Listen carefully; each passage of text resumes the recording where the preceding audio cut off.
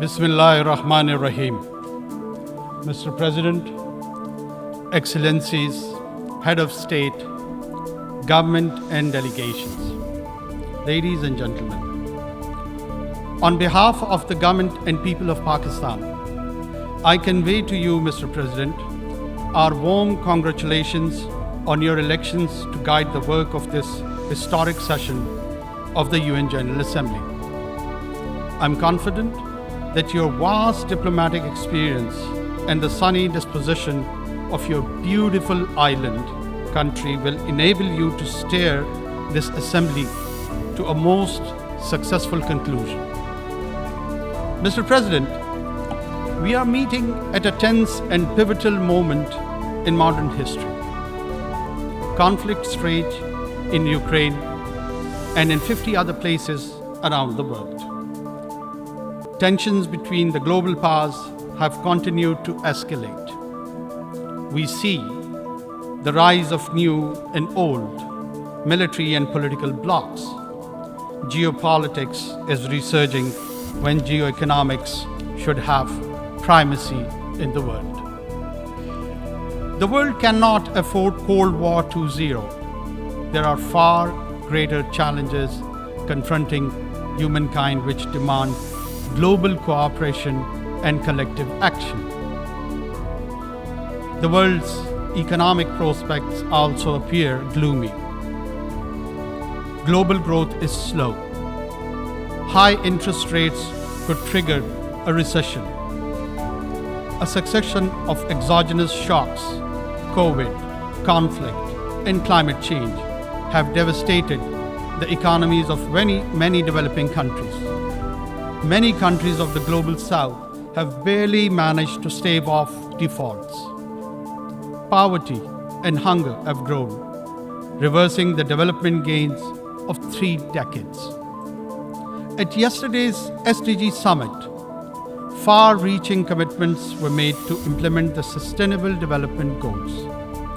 We must ensure implementation of the SDG stimulus, the rechanneling of unused special drawing rights for development banks, and the resolution of the debt problems of the 59 countries in debt distress.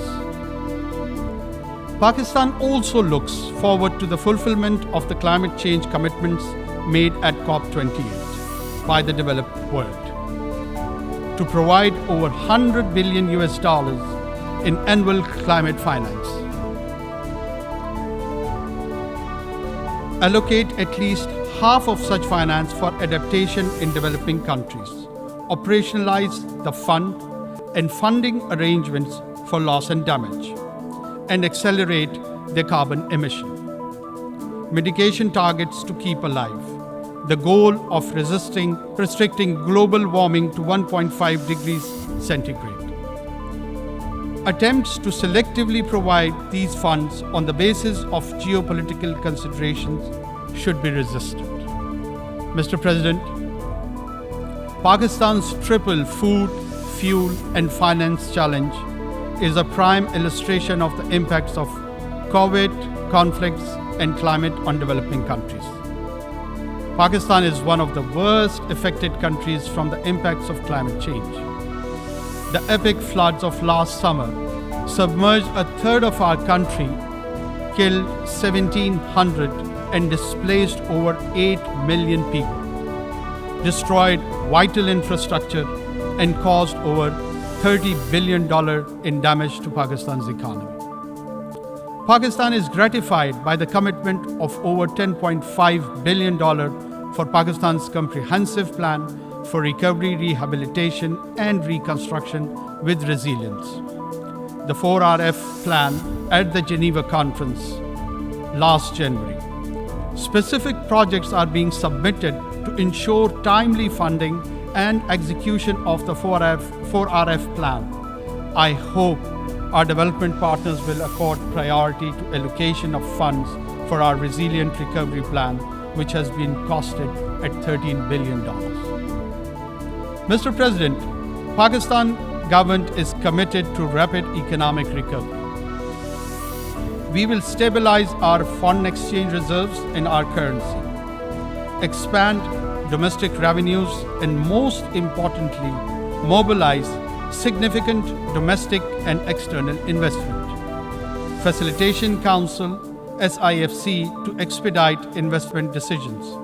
28 projects have been identified in priority sectors: agriculture, mining, energy, and IT, for implementation in collaboration with Pakistan's partners. Pakistan's long-term shift to geoeconomics is well underway. The second phase of the China-Pakistan Economic Corridor has been initiated, covering railway, infrastructure, and manufacturing projects. Pakistan also looks forward to the early implementation of the connectivity projects with Central Asia. Mr. President, development depends on peace. Pakistan is situated in one of the least economically integrated regions in the world. Pakistan believes that region develops together. Therefore, Pakistan desires peaceful and productive relations with all our neighbors, including India. Kashmir is the key to peace between Pakistan and India. The Jammu and Kashmir dispute is one of the oldest issues on the agenda of the Security Council. India has evaded implementation of the Security Council's resolutions, which call for the final disposition of Jammu and Kashmir to be decided by its people through UN-supervised plebiscite. Since 5th August 2019, India has deployed 900,000 troops in illegally occupied Jammu and Kashmir to impose the final solution for Kashmir. To this end, India has imposed extended lockdowns and curfews, jailed all genuine Kashmiri leaders, violently suppressed peaceful protests, resorted to extrajudicial killings of innocent Kashmiris in fake encounters, and so-called cordon and search operations, and imposed collective punishments destroying entire villages. Access to occupied Kashmir, demanded by the UN High Commission for Human Rights and over a dozen special rapporteurs, has been denied by New Delhi. Mr. President, the UN Security Council must secure the implementation of its resolution on Kashmir.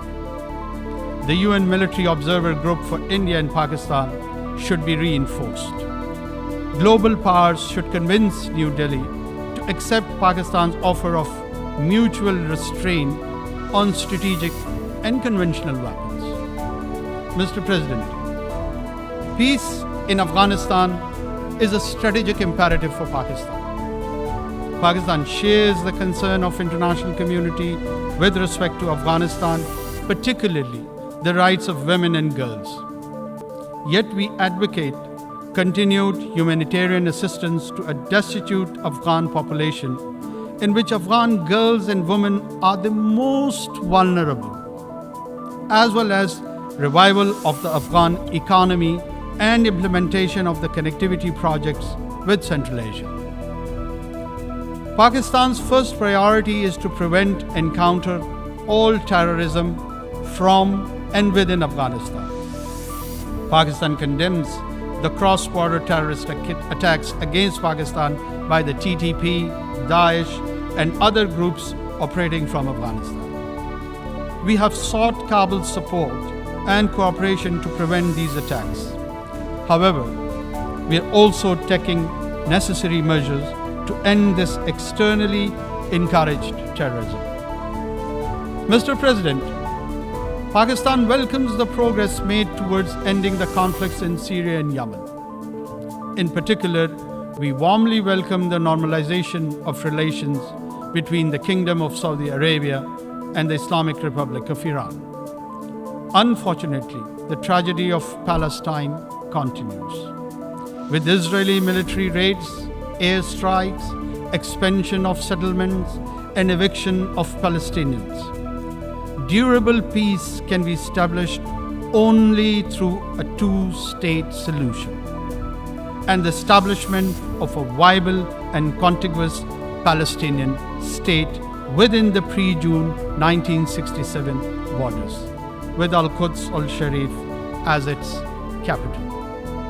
Mr. President, UN peacekeeping has been a success story. Over more than 6 decades, Pakistan has contributed 230,000 peacekeepers in 47 missions across the world. Today, UN peacekeepers face complex and unprecedented challenges, especially from criminal and terrorist groups, as in the Sahel. We must ensure the safety and security of peacekeepers. Pakistan shall continue to work with the UN to develop the capabilities and more robust mandates required for successful enforcement actions by UN and international forces where needed. Mr. President, we must counter all terrorists without discrimination, including the rising threat posed by far-right extremist and fascist groups, such as Hindutva-inspired extremists, threatening genocide against India's Muslims and Christians alike. We also need to oppose state terrorism, address the root cause of terrorism, such as poverty, injustice, and foreign occupation, and distinguish genuine freedom struggles from terrorism. Pakistan prospers the creation of a committee of the General Assembly to oversee the balanced implementation of all 4 pillars of the global counter-terrorism strategy.